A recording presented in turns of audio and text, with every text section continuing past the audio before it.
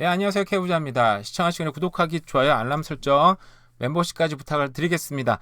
멤버십 아니더라도 선전 나오면 거기 클릭을 해주셔서 네, 그러면 또 저한테 도움이 되니까 부탁을 드리고요.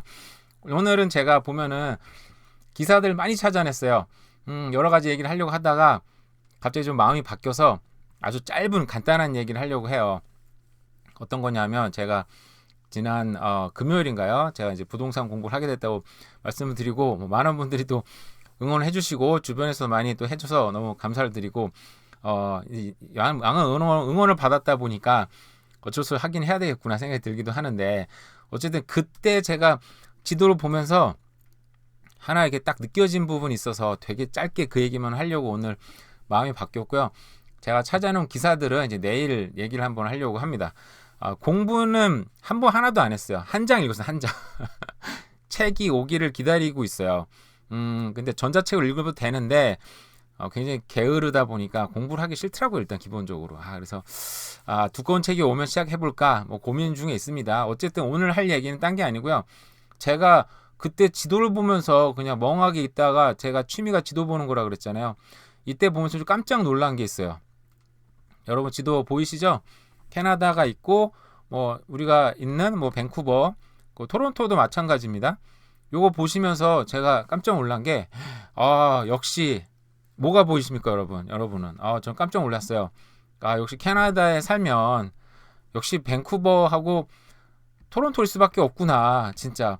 왜냐면 미국은 달라요. 미국은 예를 들어서 항구 도시가 뭐 샌프란시스코나 LA나 그리고 샌디에고나 뭐 이 여변 항구 도시가 여긴 뭐 오리곤주나 이런 데 어디는 잘 모르겠는데 뭐 시애틀도 있고요. 포틀랜드도 가능한가 정확하게 모르겠지만 어쨌든 많은 도시가 옵션이 있습니다. 근데 캐나다는 서부 쪽은 밴쿠버 하나밖에 없어요. 그래서 밴쿠버는 제가 볼 땐 캐나다가 망하더라도 밴쿠버는 산다.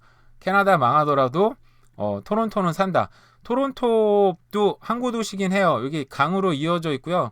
옛날에 몰랐는데 시카고에서도 보니까 페리를 타면 저는 몰랐는데 페리를 타면 유럽으로 가더라고요. 그래서 배가 어디로 가지 그랬더니 이제 호수를 따라서 이렇게 넘어갑니다. 네. 예전에는 이 허드슨 베이 해가지고 저 북쪽으로 연결되는 데가 위니펙에 어디 있어요. 제가 찾았었는데 근데 요즘 너무 머니까 이 길을 따라서 갑니다. 그래서 토론토 같은 동부에는 토론토, 그죠? 그리고 서부에는 캐나다밖에 없구나. 여기 통과하지 않은 곳에는 캐나다에 들어올 수도 없어요. 왜냐하면 이쪽은 다 항구 도시가 없고요. 정말 작은 촌동네들, 작은 동네들, 여기 길도 없습니다. 보면은 다 페리, 그러니까 국가에서 운영하는 페리가 아닌 곳은 여기 작은 마을들 있잖아요. 여기 갈 수도 없어요. 그래서 어떤 외국인인데 유튜브 보니까 여기서 페리를 타고 끝까지 막 가더라고요. 저도 궁금해서 한번 찾아보니까 비행기 값보다 훨씬 더 비싼 페리 값을 내고 이 북쪽까지 쭉 올라갈 수 있긴 있더라고요. 보니까 그 작은 페리들인 거예요. 큰 페리는 아니고. 그래서 밴쿠버밖에 없구나 라는 생각이 들었는데 한 가지 이제 좀 그냥 기본 상식으로 알면 재밌는 게 밴쿠버가 발전을 한 계기가 있어요. 폭발적으로 캐나다에서 사실 밴쿠버가 발전해도 미국에는 대도시보다는 그래도 작은 규모의 도시잖아요. 근데 밴쿠버가 본격적으로 좀 폭발적으로 성장한 배경이 있는데 전 예전에 이걸 보면서 그냥 막연하게 왜냐하면 요즘은 이제 태평양이 세계 중심으로 크고 있잖아요. 그죠? 미국 중심으로 해서 뭐 일본, 중국, 한국 그리고 싱가포르 뭐 소위 말하는 뭐 아시아의 뭐 그런 뭐 삼룡 무슨 용도 있었잖아요. 뭐 용들도 있고 그리고 뭐 오스트레일리아도 있고 나라가 많잖아요. 인구도 많고 그리고 인디아도 있죠. 요즘에 그러다 보니까 태평양이 너무 중요한 지역이니까 그때 맞춰서 발전했겠지. 그것도 맞긴 하는데 실제로는 밴쿠버가 폭발적으로 성장한 배경은 되게 의외이긴 했어요. 저도 그 자료를 읽고 나서는 밴쿠버가 성장을 한 배경은 파나마 운하가 뚫린 이후부터 밴쿠버가 굉장히 폭발적으로 성장을 했습니다. 그러니까 여전히 물류의 어떤 중심이었던 거는 이제 태평양이 막 뜨기 시작한 건 불과 막 20년도 안 되는 시기고, 그죠? 그 여전히 많은 물류는 유럽 중심으로 미국과 유럽 중심으로 진행이 되고 있는데, 근데 그 전까지는 여기 오일이든 뭐 목재든 여러 가지 물건들을 여기 막 기차로 실어서 날라서 토론토까지 가가지고 이제 배로 날랐던 거죠. 근데 그게 물류비가 어마어마하게 드는 거예요. 기차나 육지 운송은 많이 듭니다. 근데 파나마 운하가 뚫리니까 일단은 이 북쪽에 있는 도시들의 뭐 광물이나 여러 가지 이제 수출할 수 있는 것들을 밴쿠버로 보내서 밴쿠버에서 배를 싣고 파나마 운하를 통과해 가는 게 더 간편하고 그리고 물류비가 적게 들었대요. 그러다 보니까 그때부터 어떤 항구 도시의 역할을 본격적으로, 물론 아시아 국가, 이거 대략적인 얘기입니다. 아주 정말 제너럴한 얘기예요.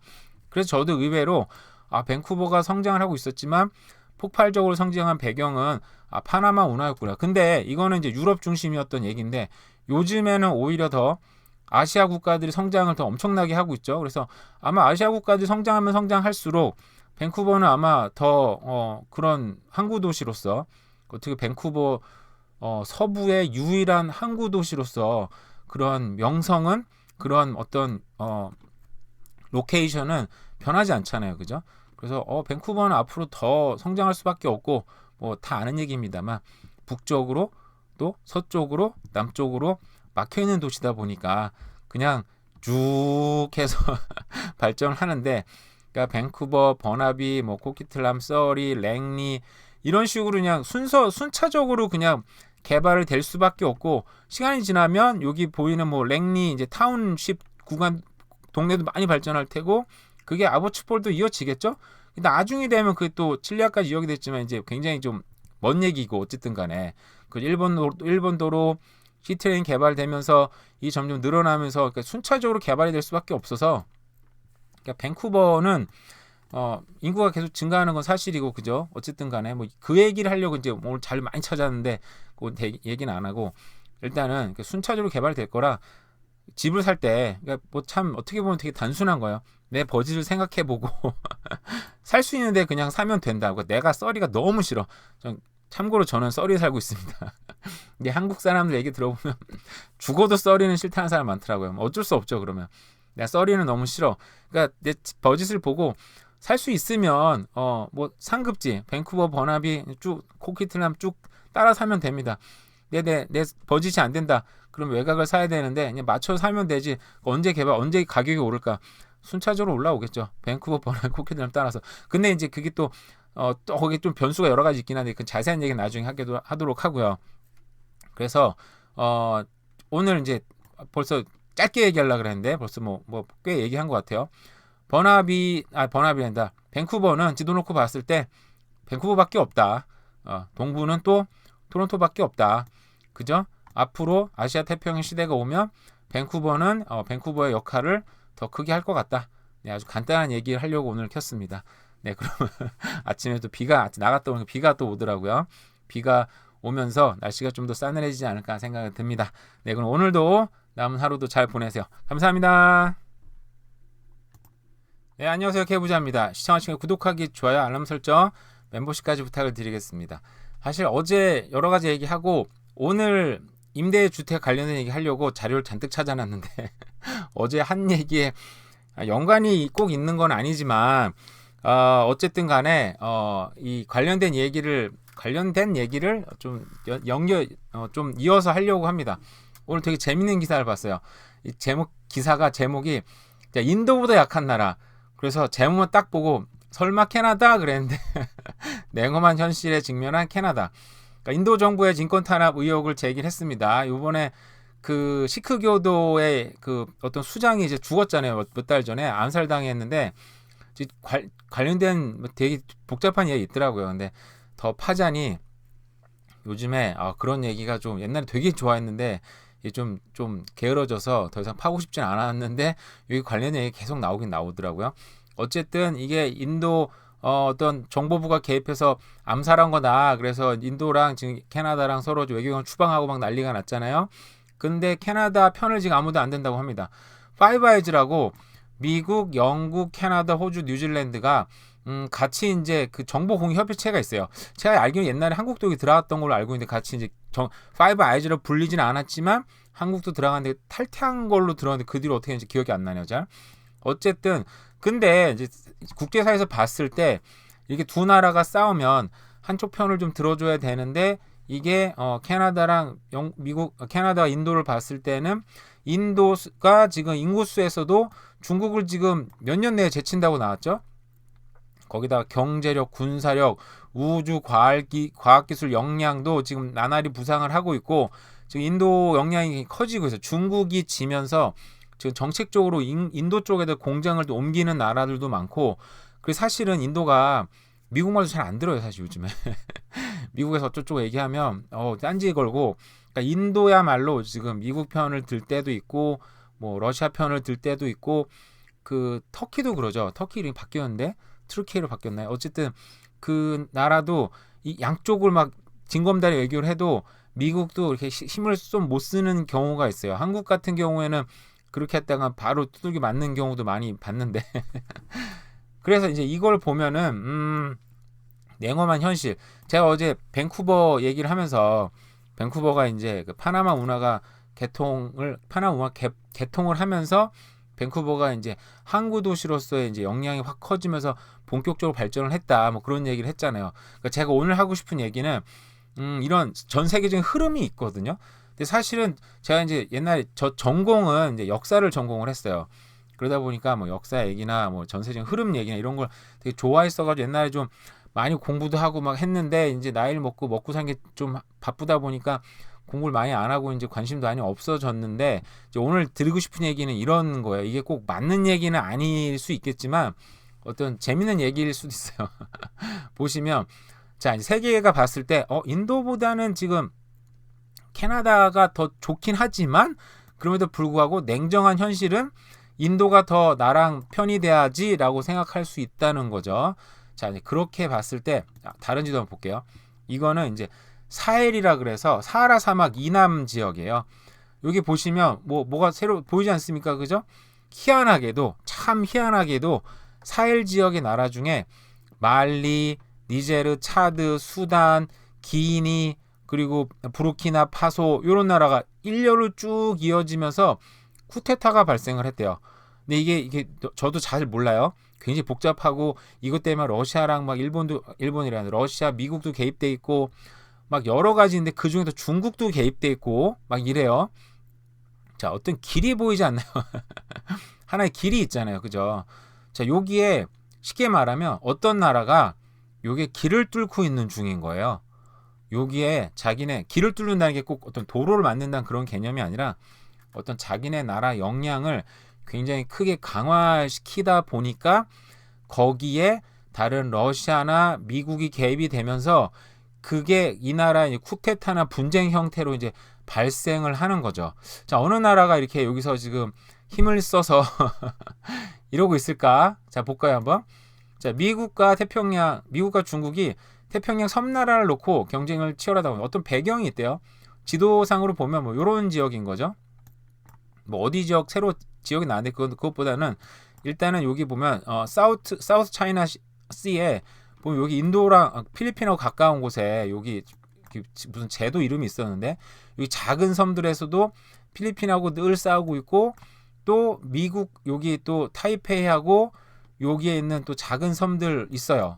이스트 차이나 이쪽에도 섬들이 막 있는데 여기에서도 지금 또 엄청나게 또 싸우고 있죠. 여기는 중국, 대만, 일본 또 미국까지 개입돼서 싸우고 있고 여기가 보시면 여기 이렇게 싸울까 쓸데없이 막 이런데 막 싸우냐 하면은 이 길이 있잖아요. 이 길 말레이시아 통과해가지고 이렇게 가는 길이 세계 물류에 뭐 저도 정확한 퍼센트 까먹었어요 지금. 엄청난 퍼센트를 차지하고 있고요. 그리고 요 길로 넘어가서 파나마 운하로 이제 넘어갈 수 있잖아요. 그러다 보니까 파나마 운하로 가야 되는 이 지부티라는 지역도 참 중요하고, 그죠? 지부티라는 지역이 이런 이점을 이용해서 나는 이런 편에 붙기도 하고 사우디아라비아 편에 붙기도 하고 이런 식으로 붙어가면서 이제 여러 나라한테 돈을 받고 있어요. 왜냐하면은 사실상 뭐 현실적으로 불가능하긴 합니다만 요 길을 막아버리면 그죠? 물류가 전 세계 물류가 꽉꽉 막히는 경우가 발생을 하잖아요. 예전에 요 이란이랑 한참 미국이랑 전쟁 한 해 만에 막 그럴 때도 여기에 이란이 이제 미사일 기지를 만들어 놓고 여기 반달 아바스인가요? 여기 미사일 기지를 만들어 놓고 여기 지나가는 배 다 격추시켰다 그럴 때 가지고 그래가지고 여기 항공모함 출동해 가지고 페르시아 걸프만이죠. 페르시아만에 여기에 항공모함이 2대나 가가지고 지켜줬잖아요. 그래서 미군들이 지나가는 함정 그 석유를 싣고 가는 배마다 호위를 해주는 경우도 있었어요. 그만큼 여기가 이제 좁은 지역이 중요한데 여기에 지금 중국이 미국이랑 엄청 싸우고 있어요. 왜냐하면 이 길을 뚫어야 자기네 먹고 살 수 있는 물류의 길을 만들어낼 수가 있는데 미국이 절대 내주지 않고 있죠. 사실상 파나마 운하는 여기 있죠. 파나마 운하와 그리고 여기 스웨즈 운하는 이집트와 파나마 거긴 합니다만 실질적인 거기 관리의 힘은 미국하고 영국이 대부분 갖고 있어요. 프랑스도 어느 지분이 갖고 있을 텐데. 그러니까 사실상 서방의 국가들이 지금 왜냐하면 너무 중요한 물류 길이다 보니까 여기를 지금 꽉 잡고 있는 거죠. 그러니까 결국은 제가 이제 말씀을 드리고 싶은 건 뭐냐면은 이런 세계적인 흐름에 캐나다 같은 경우에는 어느 도시가 수혜를 볼 수 있고 그 흐름을 타기에 적합한 도시인가. 지금 캘거리하고 알버타가 지금 엄청나게 막 뜨고 있죠. 사람들 많이 가고 있고 세계적인 기름값이 지금 고공행진을 하고 있어요. 지금 100불 넘는다. 얼마 전에 JP 모건에서는 200불 갈 것 같다. 그런 발표도 했더라고요. 보니까 예전에도 그렇게 한번 발표하고 그 뒤로 한 기름값이 폭락을 한번 경우가 있는데 그래서 알버타나 캘거리 얘기가 나오면 제 댓글에 그런 얘기 많이 달려. 예전에 그 기름값 폭락해서 피해를 봐서 정말 직장을 잃어서 어쩔 수 없이 밴쿠버나 토론토로 이사 가신 분들도 있어요. 당시에 그런 분들은 알버타에 대해 굉장히 부정적이에요. 저도 그 피해를 본 사람 중에 한 명이기도 하고요. 그러다 보니까 어떤 이런 부동산 가격이 경제 요인 중에 한 가지에 이렇게 딱 달라붙어서 영향을 크게 받는 게 썩 좋지는 않구나 이제 그런 인식이 생긴 거죠. 근데 이제 어떻게 보면 캘거리하고 에드먼턴 같은 경우는 기름값이 지금 고공행진을 하고 있다 보니까 거기에 수혜를 굉장히 볼 수 있는 지역이기도 하긴 하지만 그 얘기 저도 잘 모르니까 일단 또 기회 되면 나중에 하고 또 나중에 하도록 하고요. 그래서 밴쿠버 같은 경우에 제가 이제 결국 이제 결론인데 자 이런 중국 같은 경우에 열심히 새로운 길을 뚫고 있는데 지금 서방 열강 국가들이 여기에 지금 개입이 되면서 원하는 길이 아프리카에 뚫리지 않고 있어요. 그리고 또다시 실크로드라고 해서 여기 중국이 여기 투르크메니스탄이나 이런 쪽 아프가니스탄 통과해서 새로운 또 실크로드를 만들려고 했는데 여기도 계속 분쟁이 일어나면서 길이 뚫리지 않고 있죠. 그래가지고 어쩔 수 없이 여기 백길이라도 좀 우리 땅으로 만들자. 그래서 백길에 좀 진출하려고 하니까 여기에는 좀 미국이 지금 또 한국, 일본, 대만, 필리핀 이런 나라들한테 호주도 그렇고 같이 지키자. 이 길을 지켜 우리가 먹고 살지. 굉장한 압력을 넣어서 어쩔 수 없이 혹은 꼭 해야 되는 일이기 때문에 같이 동참을 하고 있어요. 지금 이 길도 뚫기가 쉽지 않겠죠. 그러니까 중국 같은 경우에는 그런 상황에서 전 세계의 어떤 경제 흐름의 축이 인도로 좀 넘어가고 있는 분위기가 있는 거죠. 어떻게 보면 인도가 잘하는 것도 있고 전 세계의 어떤 흐름이 그쪽으로 커지는 건데 이런 인도와 사이가 안 좋아지는 캐나다는 이렇게 썩 좋아 보이는 상황은 아니긴 해요. 제가 봐도. 근데 어쨌든 그 인도가 이제 앞으로 이제 세계 중심이 되거나 점점점 그런 흐름이 넘어간다고 했을 때 그러면 인도하고 교류할 수 있는 곳이 거리가 비슷하지 않나요?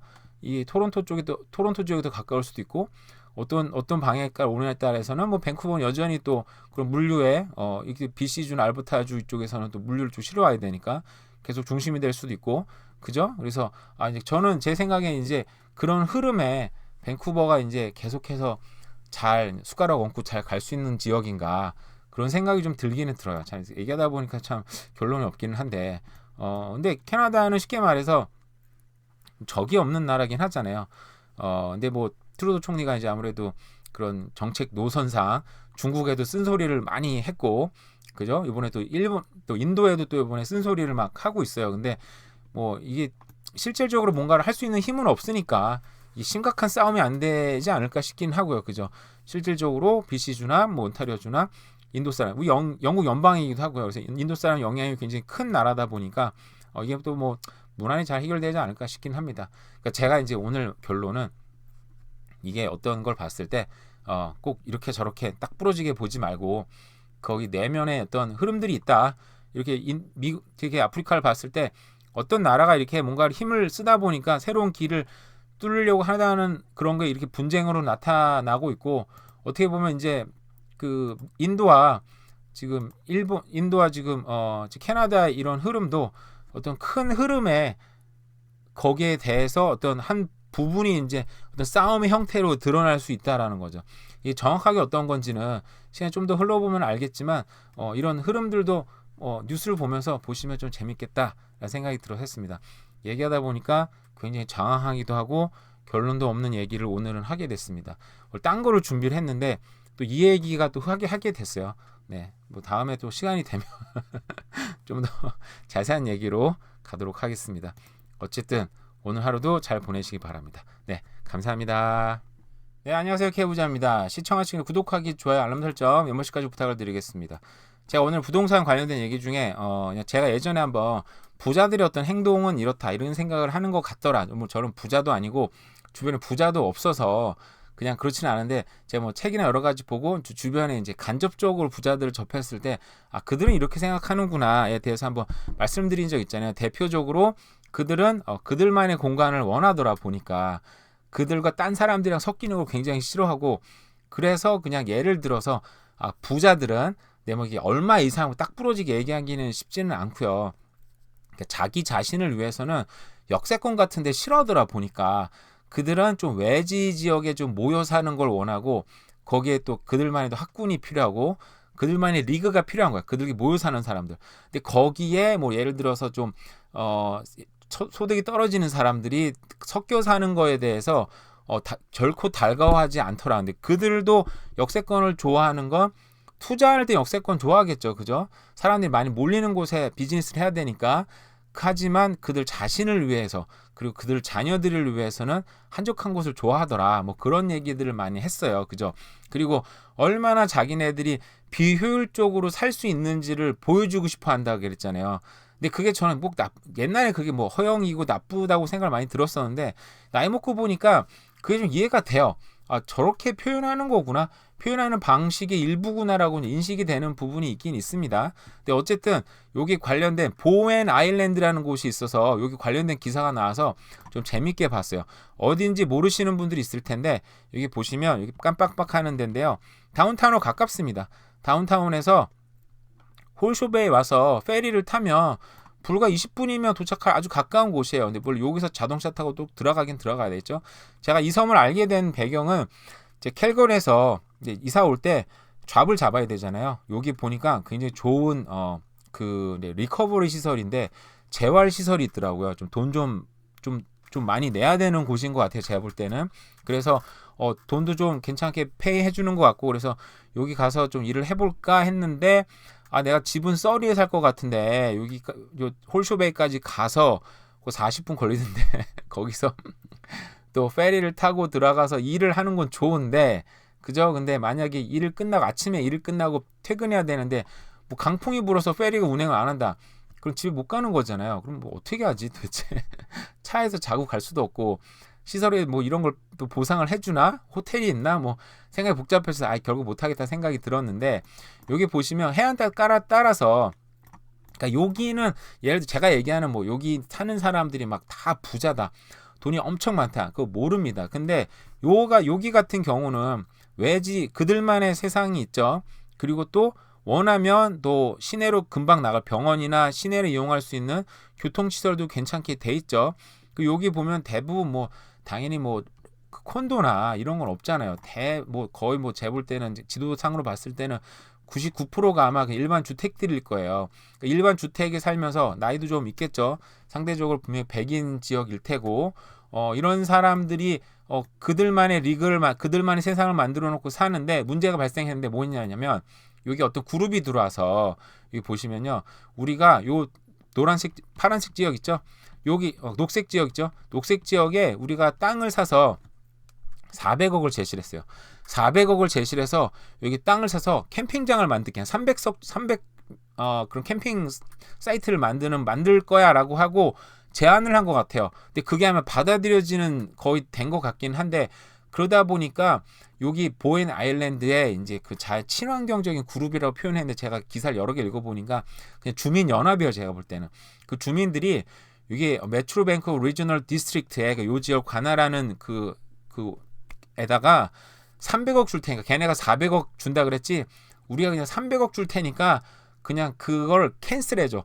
그 캠프그라운드 플랜을 그냥 캔슬해줘. 뭘 요구하는 게 아니에요. 그냥 그 캔슬하는 데만 300억을 제시했어요. 결국 뭐예요? 300억 줄 테니까 제발 좀 꺼져라고 얘기하는 거예요. 그냥 저 너무 놀랐어요.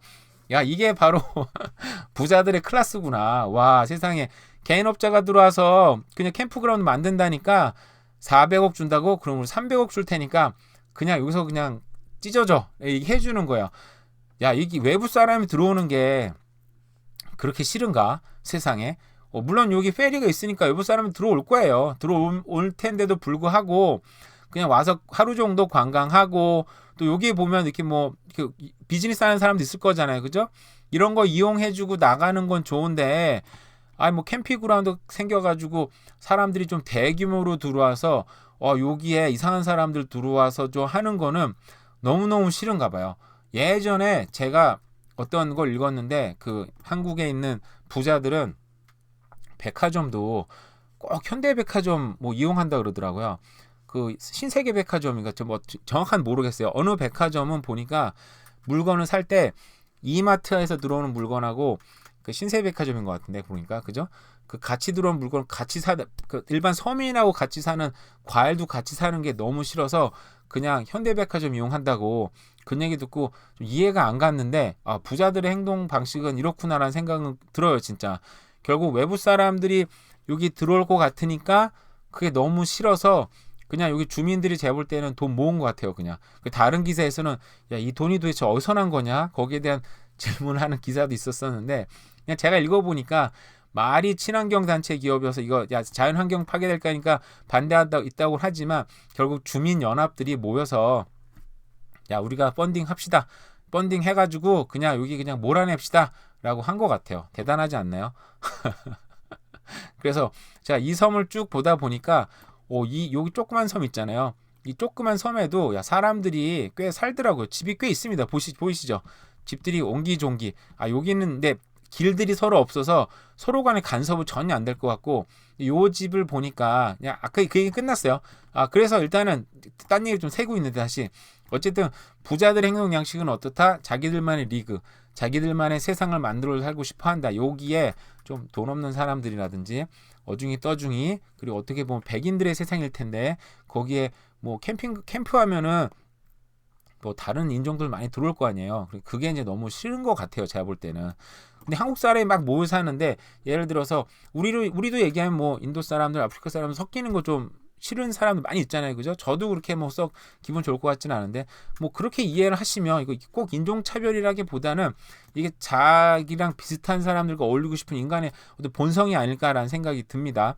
그래서 제가 옛날에 이제 얘기를 했을 때 이 노스 밴쿠버도 교통이 불편해 뭐 보면은 그죠? 기본적으로 일본 하이웨이가 있긴 합니다만 여기 부자촌이 형성이 됐고 그리고 해변가니까 부자촌으로 따지면 여기 웨스트 사이드 엄청나게 부자기는 한데 제가 할 때 옛날에 이제 서리에서 프레이저 하이츠가 이제 부자 동네를 설명하기에는 참 되게 전형적인 동네다. 물론 집값만 자체로 보면 예를 들어서 뭐 코키트라임, 버키트라임이라든지 뭐 버나비에도 부자 동네들 있죠. 그리고 밴쿠버의 부자 동네에 비하면은 집값 자체는 이제 비교가 안 되는 거지만 뭐 그들만의 세상, 일본 하이웨이로 잘려 있고 강으로 잘려 있고 그 명문 학군이 존재하고요. 그리고 또 이제 교통이 불편해요. 이 커뮤니티가 통과하는 도로가 없다 보니까 교통이 불편하고 근데 원하면 일본 하이웨이를 또 쉽게 탈 수 있고 시내로도 금방 나올 수 있는 굉장히 전형적인 부자 동네의 여건을 많이 잘 갖추고 있다 이렇게 설명을 했는데 결국은 어떻게 보면은 이게 극단적인 모습이 표현된 곳이라고 생각이 들어요. 이 섬 같은 경우는. 하지만 또 페리가 있으니까 금방 나올 수도 있고 이게 부자 동네의 모습이다 라는 생각이 듭니다. 그래서 좀 재밌어서 300억을 각출해서 그냥 꺼지라고 얘기할 수 있는 그런 저런 클래스가 부자들의 클래스구나. 여담이면 여담 재미라고 들으시는 거고 여기 보니까 또 여기 섬이 있습니다. 이게 뭐 패시지 아일랜드라고 돼 있네요. 여기 보니까 여기 섬에 지금 매물이 나와 있더라고요. 보니까 개인적으로 궁금해서 봤는데 어떻게 보면 맹지라고 볼 수도 있는 건 같은데 여기 보시면 이 섬 가운데 한 가운데 땅이 있어요. 이렇게 개발되지 않은 땅이 있죠. 근데 옛날에 집이 있었나 봐요. 고쳐 써야 되는지 새로 져야 되는지. 근데 문제는 여기 가려면 선착장이 없어요. 다 개인 선착장인데 여기 보시면 커뮤니티 선착장도 있더라고요. 읽어보니까 아마 이거 이용해서 걸어 올라가야 되는데 이게 집을 지으려면 육지에서 개인 배에다가 싣고 그죠? 여기에다가 커뮤니티 선착장에다 올려놓고 요걸 짐을 올려서 집을 져야 되는데 자재비나 인건비가 정말 어마어마하게 들겠구나. 그러니까 여기는 정말 이렇게 할 수 있는 것 자체가 어떤 부자들의 상징이라는 생각이 들더라고요. 물론 뭐 생각보다 땅이 쌌어요. 쌌다고 표현하긴 그렇긴 한데 27만 5천 불 땅 자체는 밴쿠버랑 가까운데 근데 이제 소위 말하는 이제 맹지잖아요. 이렇게 갈 수가 없잖아요. 개인 배를 이용하지 않는 한 그런 거에 어떤 큰 아주 어마어마한 단점이 있지만 자기만의 세상을 만들 수도 있다. 그러고 보니까 사실 오늘 제가 시간이 없어서 자세히 보지 않았는데 여기에도 정말 어마어마한 자기들만의 어떤 공간들이 존재를 하더라고요. 보니까. 그래서 와, 이런 사람들은 정말 참 부자들이구나. 예를 들어서 요런 데 보시면 섬이에요. 섬인데 이렇게 작은 암초처럼 따로 섬이 존재하는 느낌인데 집이 있어요. 그죠? 개인 서창장 당연히 있고 그러니까 이 집을 만들 때도 이런 집들을 다 공수해서 만들어 온 거잖아요. 그죠? 그러니까 여기도 뭐 시내랑 멀지 않지만 자기만의 완벽한 공간을 만들 수 있는 뭐 이 개인적으로 이런 집 얼마일까 되게 궁금하긴 한데 뭐 매물이 안 나온 부분도 있고 다른 집 유추하면 알겠긴 하겠지만 그래서 이렇게 완벽하게 자기만 독립 공간이면서도 또 이렇게 시내랑 멀지 않게 이런 데를 부자들이 원하는구나 라는 생각이 들었습니다. 물론 저런 집을 저 같은 경우는 뭐 아직 꿈꿀 수는 있겠죠. 꿈꾸는 데 돈을 들지 않으니까. 아니 좋은 방법은 저런 데 사는 부자를 아르마리를 친구를 만들어서 놀러 가보는 거죠. 그럼 뭐 내가 뭐 부동산 택스를 낼 필요고 내가 질 필요도 없고 간접적으로 즐길 수 있는 거니까. 그래서 원래 옛날에 그런 말도 있더라고요. 부자가 되지 말고 부자 친구를 사귀라고. 근데 부자 친구 사귀는 그들과 어떤 뭐 친구 사귈 수 있는 뭔가 있어야 되잖아요. 그죠? 근데 그런 것도 쉽지 않으니까. 그래서 오늘은 뭐 부동산 얘기지만 여담으로 이런 부자들이 이렇게 행동하네. 그런 얘기를 한번 해봤습니다. 재미삼아 들으시면 좋을 것 같아요. 네, 그럼 오늘도 남은 하루도 잘 보내시기 바랍니다. 감사합니다. 네, 안녕하세요. K부자입니다. 시청하시고 구독하기, 좋아요, 알람 설정, 멤버십까지 부탁을 드리겠습니다. 제가 오늘은 이제 렌트하는 집에 대해서 한번 이제 얘기를 하려고 합니다. 원래 자료를 많이 찾아놨다가 어제 컴퓨터 이상이 생기면서 껐다 키면서 다 날아가서 오늘은 그냥 대략적 얘기만 좀 해보려고 켰어요. 일단 며칠 전에 기사가 났는데 최근에 이 기사 때문에 많이 뉴스 많이 나오더라고요. 그러니까 BC 정부에서 각 시별로 할당을 정해서 집 빨리 줘 지금 주문을 했어요. 여기는 오더라고 나오는데 행정명령이라고 볼 수 있겠죠. 그래서 29,000 가구를 5년 내로 줘야 된다. 보니까 뭐 노스 밴커부터 시작해가지고 아보츠폴드도 뭐 몇천 채 쫙 할당을 해서 내놨더라고요. 보니까. 근데 제가 이 얘기를 예전부터 많이 했었었는데 그럴 힘이 있나요? BC 정부의 주정부도 아니고 프라빈시얼 가버먼트죠. 이게 그럴 만한 힘이 있는 건지 그리고 각 시들은 그럴 만한 뭐 땅이 있고 그럴 만한 어떤 행정력이 있고 그럴 수 있는 건설사가 있는지는 잘 모르겠어요. 제가 뭐 그 관계자 아닌데 그냥 부동산 뉴스를 늘 보다 보니까 한 가지 확실한 건 있더라고요. 보니까 정부에서 추진하는 거는 힘이 없다. 왜냐하면은 이 어떤 건설사들의 어떤 가장 강한 추진력은 결국은 그들의 이익에서 나온다. 사람도 마찬가지긴 해요. 근데 더 깊이 들어가면 그런 돈보다는 사람 움직이는 건 어쨌든 그 마음이긴 하지만 뭐 그거는 뭐 다른 얘기니까 일단 건설사들은 어쨌든 간에 돈을 벌지 않는 이상 돈을 확실히 벌 수 있는 건수가 아닌 이상 달려들 필요가 없는데 요즘 정부에서는 열심히 밀고 있는 게 뭐 이런 집을 저도 좋아요. 뭐 참 좋다고 생각은 하는데 문제는 밴쿠버부터 시작을 해가지고 요즘 목숨 걸고 있는 게 그 렌트예요. 렌트. 그러니까 뭐 저가형 렌트든 뭐 시장형 렌트든 시장가보다 조금 작은데 회사한테 맡기든 렌트든 이 종류가 좀 다양하게 있기는 한데 뭐 그거랑 상관없이 이 정부에서 무조건 캐나다 정부에서 무조건 많이 밀어주는 거는 어쨌든 간에 렌트할 수 있는 거 저가형 렌트를 만들어라 무슨 렌트를 만들어라 이런 얘기를 많이 하긴 합니다. 근데 과연 뭐 지금까지 어제도 사실 그 얘기 했었었는데 인간 욕심에 비춰봤을 때 굉장히 어떻게 보면 순수한 욕심의 어떤 그런 근거에서 봤을 때 렌트가 사람들 마음에 들 수 있는가, 렌트가 과연 정답이 될까라는 생각이 참, 그런 생각이 들면 그냥 부정적인 생각이 사실 많이 좀 들어요. 그러니까 차라리 이게 아니고 그냥 좀 주 정부들 아니면 시장들끼리 모여서 그런 택지를 좀 조성을 해가지고 일단 택지 조성하면 거기 이제 버스 노선도 빨리 뚫어야죠. 그러니까 시트레인이다. 캘거리 아닌데 스카이트레인 만들어서 역을 만들기에는 이건 너무 복잡하니까 일단 직행버스라도 그 뭐죠, 완행 말고 직행버스 거기 한 번 쓰고 중간에 한두 번만 쓰고 그냥 각 시내별로 막 들어가는 직행버스를 만들어 놓고 거기 큰 타운을 조성하면 가능한 얘기긴 하죠. 그리고 밴쿠버 같은 경우는 이 맵이 어디 나왔는지 모르겠는데 어제 했던 맵이네. 여기 보면은 우리가 알고 있는 것처럼 기찻길도 있잖아요. 기찻길로 연결되는 데를 지금 하루에 아침에 뭐 2시간, 저녁에 2시간, 뭐 두세 번만 다니잖아요. 근데 여기를 횟수를 늘리고 여기 역 주변을 대규모로 개발하는 거죠. 중간 역도 또 만들고, 그죠? 그 메이플리지나 그리고 여기 이름 뭐죠? 위넉 같은데, 그 알비온 그리고 뭐 미션까지 여기 역주를 좀 더 만들면서 여기 택지를 대규모로 개발하면 강 주변이라 또 침수 지역이 아닌가 모르긴 하겠지만 어제 그 주변을 대량으로 개발하면 좀 더 빠르고 낫지 않을까 뭐 개인적으로 그렇게 생각을 해요. 한국처럼 이제 그런 주정부 힘들이 강해야 되겠죠. 서로 간에 이제 이익 구조도 맞아야 되겠고, 근데 그거가 될지는 잘 모르겠죠. 이상적으로 책상에 앉아 생각해 볼 때 그렇다는 거죠. 근데 어쨌든 주택 난은 지금 눈앞에 점점 가시화되고 있는 것 같아요. 인구는 오늘 기사 보니까 인구가 또 엄청나게 늘고 있는데 지금 뭐 신기록을 찍었다 그러더라고요. 인구가 지금 3%가 늘었다고. 근데 인구가 이게 뭐 100만 명, 200만이 아니고 캐나다 같은 경우 4천만 명이 지금 뭐 넘어갔잖아요. 그죠? 그때 그랬나? 5천만 명인가? 4천만 명인가요?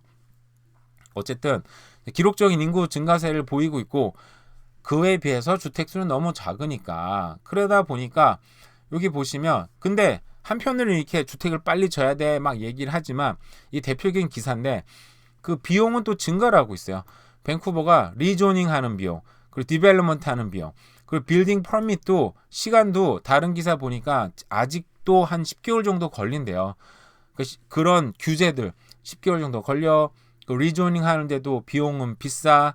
땅도 없어. 이자는 비싸. 자, 이런 상황에서 과연 누가 건설을 할 수 있을까?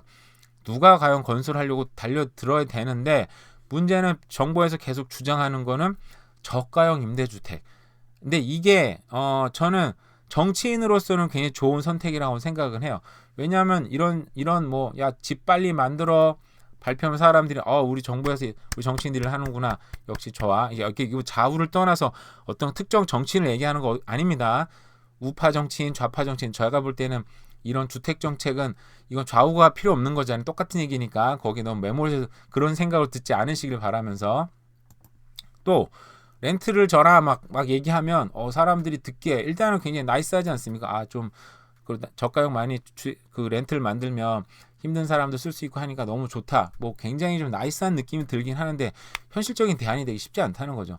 제가 왜 그러냐면은 이거에 대해서 제가 이제 옛날에 스웨덴에 대해서 옛날에는 제가 많이 스웨덴은 정말 이 복지의 천국이고 스웨덴이나 그 어디죠? 또 싱가포르 같은 경우에는 정부에서 그 임대주택을 어마어마하게 져가지고 국민형 아파트를 만들어서 막 보급을 했잖아요. 싱가포르 같은 경우는 모범 사례가 되긴 하는데 싱가포르 다른 나라랑 다른 건 싱가포르는 정말 도시형 국가잖아요. 정말 작은 나라 국가다 보니까 그 통제와 어떤 계획 경제가 굉장히 잘 먹힐 수 있는 나라기는 한데 예를 들어서 캐나다 같은 사이즈의 정부에서 뭔가를 통제하고 규제한다.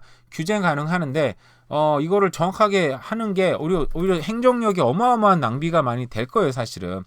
그러다 보니까 미국이나 이런 데서도 총기 규제를 허락했던 게 애초에 경찰력이 이제 보호할 수가 없으니까 니네 집은 니네가 지켜. 그래서 총기 규제 허락이 됐고 캐나다도 저도 옛날에 몰랐는데 요즘 보니까, 요즘이 아니죠. 꽤 오래전에 알긴 했지만 그 총기가 허락을 받기가 미국만큼은 아니지만 허락이 되더라고요 보니까. 왜냐면 캐나다도 그 RCMP 부르면은 우리는 도시에 사니까 그렇긴 한데 도심에서 딱 벗어나면 신고를 해도 경찰들이 안 옵니다 여기도. 뭐 정말 큰일이 아닌 이상.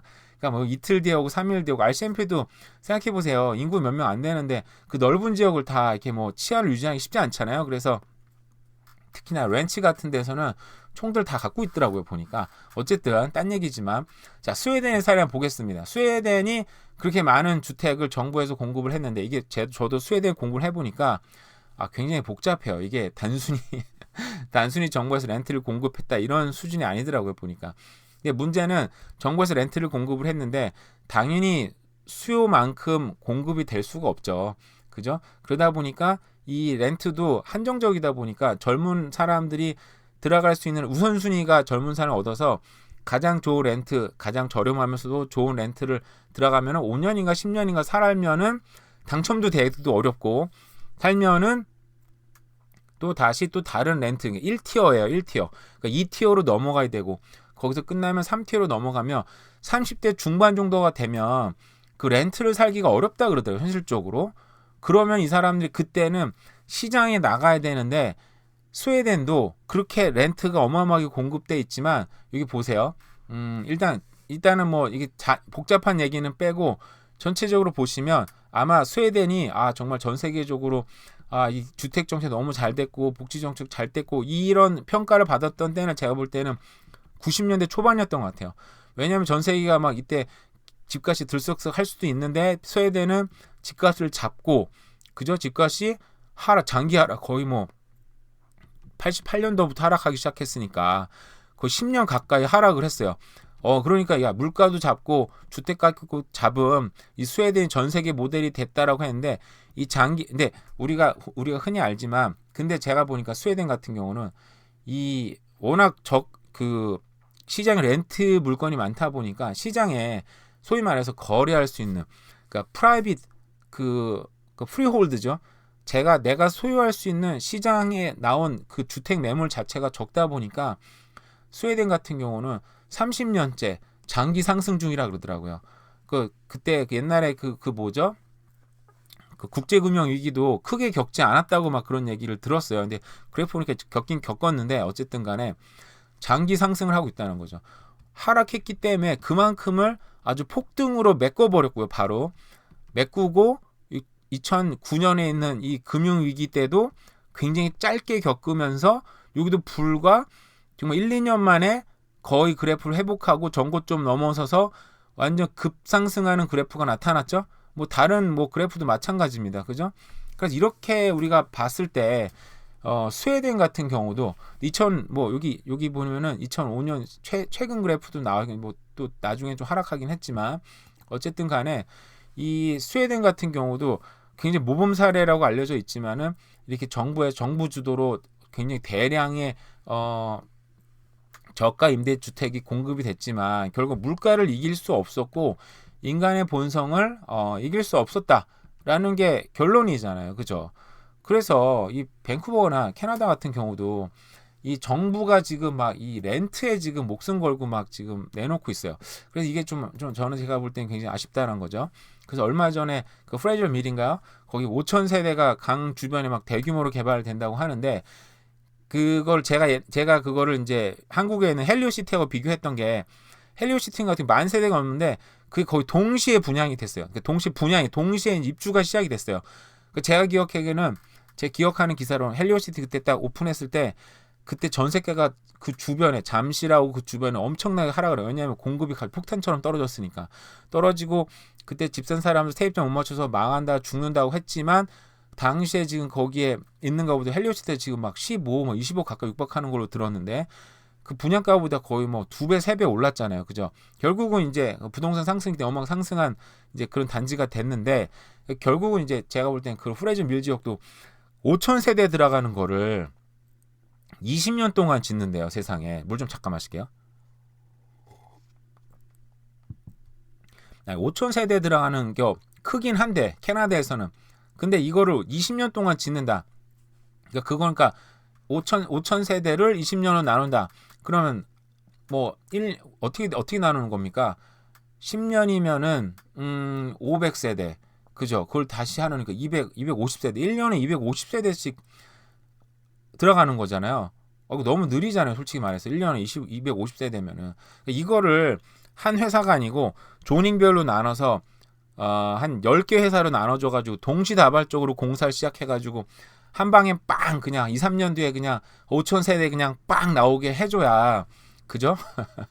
그러면 이제 시장이 좀 밴쿠버는 시장이 크지 않은 게 아니라 뭐 어쨌든 지역 한정적이니까 어떤 그런 시장에 충격을 꽉 주면서 시장 집값도 좀 떨어뜨리면 사람들한테 우리 정부는 이렇게 확 공급할 수 있구나 그런 신뢰와 우리 정부 믿고 좀 기다리자 이런 게 있어야 되는 제가 볼 때는 그게 안 된다는 거죠. BC 이거는 이제 뭐 BC 정부 잘못했다는 게 아니고 워낙 이제 고도로 발달된 사회다 보니까 정부가 힘이 없죠. 그렇게 밀어붙일 수 있는 힘도 없고 그리고 렌트의 어떤 정치적인 전 선택이라고 봐요. 정치적 선택으로 렌트에 올인을 하고 있고 정당의 분이 아니라고 생각을 하는데 그 스웨덴 같은 경우 봐도 그런 정부의 엄청난 정책적인 렌트 정책을 했었지만 결국은 물가를 이길 수 없었고 부동산 상승은 다른 나라 못지않게 어마어마한 상승을 한 나라다. 이게 스웨덴을 모범 사례 절대 보면 안 된다. 그리고 제가 오늘 사실은 그 얘기를 하려고 찾아놨더니 그게 없어졌는데 그 렌트는 사람들이 쓰면 결국 그 지역은 슬럼화되고 근데 렌트의 가장 큰 문제 렌트가 물가를 이길 수 없는 게 결국은 제가 보기엔 그래요. 시장보다 저가형 렌트가 나오면 시장 가격은 예를 들어 3,000불이다. 근데 렌트 가격은 2,000불이다 그러면 1,000불에 이제 갭이 생기잖아요. 1,000달러에. 근데 이 갭을 누군가는 메꿔줘야 돼요. 그죠? 누가 메꿔줍니까? 정부가 메꿔줍니다. 정부는 뭘로 메꿉니까? 우리 세금으로 메꿉니다. 그죠? 그러니까 정부는 그 메꾸기 위해서 채권을 발행하게 되고 그 채권은 결국 빚인데요. 그죠? 신용으로 메꾸는 거죠. 그 신용은 결국은 뭘 불러옵니까? 물가의 상승을 불러옵니다. 그러니까 물가 상승을 억제하기 위해서 뭐 좀 사람들 도와주기 위해서 렌트를 결국 만들었지만 그 렌트가 만들어준 사회적 비용이 증가하고 그 사회적 비용의 증가는 결국 물가 상승을 불러일으킨다. 장기적으로 봤을 때 결코 좋은 정책이 될 수 없다는 거죠.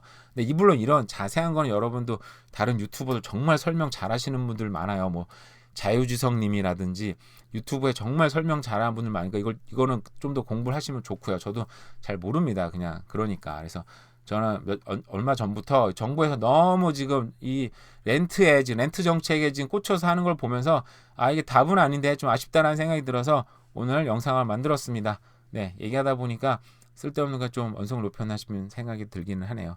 어쨌든 남은 하루도 오늘 금요일입니다. 네. 그 롱위크엔드네요, 세상에. 깜빡해서 저는 늘 쉬프트 일하니까 늘 깜빡깜빡 하는데 어쨌든 롱위크엔드를 바라보고 있습니다. 여러분도 잘 보내세요. 감사합니다.